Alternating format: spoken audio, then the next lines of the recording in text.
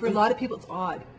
Why would an environmental group be opposed to green power? I mean, initially when I heard about green power, when you hear about hydropower, you think, oh my God, with climate change and global warming, bring it on. Doesn't matter, who's producing it, where it comes from. It's clean, it's green, it's not producing carbon. And then what we did, we started looking a little bit more closely at what the government was calling green power in regards to hydro in British Columbia. And when we looked really closely, we were pretty shocked. And, BC typically, up until 2002, they bought their hydro from BC Hydro, which was a Crown corporation. And that the money that came from BC Hydro flowed back to public coffers. There was, by no means were the big dams perfect, and there was environmental impacts, but there was public oversight, there was public input. And then in 2002, the BC government decided that BC Hydro could no longer develop and create hydropower. And so it went to the private sector. And what we have is we have a gold rush right across the province.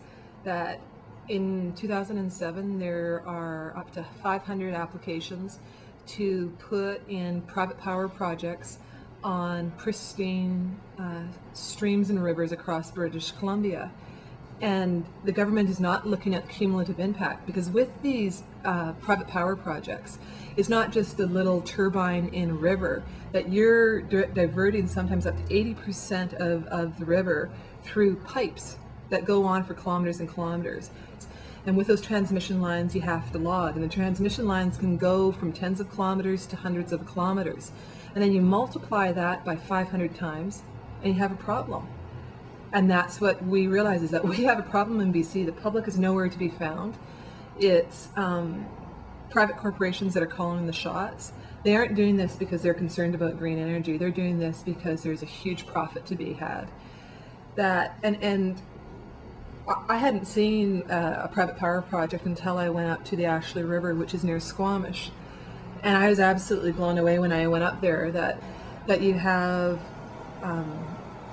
big road going in, you have tons of logging, you have transmission towers there, you have a large company called Ledcor, which is the owner of this private power project.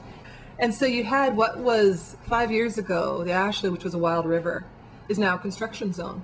And when we went up there, you had Ledcor's people, and they said, we want to see your ID, even though it was on a public road.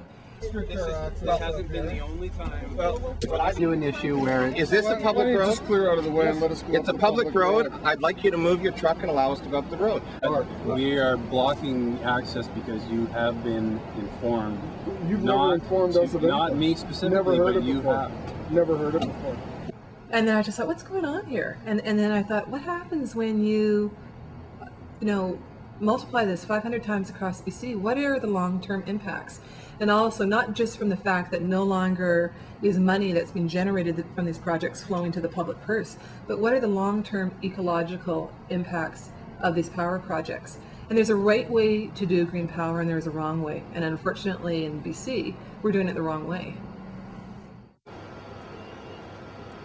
I am absolutely amazed at how bad it actually is. When you hear the public meetings, you hear them talking about these projects, and the little bits you hear from other people, when you come out and actually see it, it is a disaster. It's worse than any logging I've seen in the pit, any mining that's been on there. Like, this is total destruction of an area. The reality is the impacts of the actual construction of the site is such that it couldn't be called green on any terms. It's a massive impact on the habitat, on the wildlife in the area. It's not a project that is in the best interest, certainly, of British Columbia. You know, they're trying to do the public. This is not green. When you have such incredible impacts on fish, on the environment, on the scale of this project, this is so far from green. It just appalls me. This is Pitt Meadows, and here's Pitt Lake, and there's a 23-kilometer stretch of the Pitt River where there are 1, 2, 3, 4, 5, 6, 7, 8 proposed private power projects. And that area, if these projects were to go ahead, would be completely devastated. The best way to see the impacts in British Columbia is to look at the Google Earth map. It's an interactive map available through any one of the websites, hydrofaxbc.ca or ashlew.info or saveourrivers.ca. And you can see every single one of these rivers, every one of these watersheds in private hands. It's an amazing thing to see.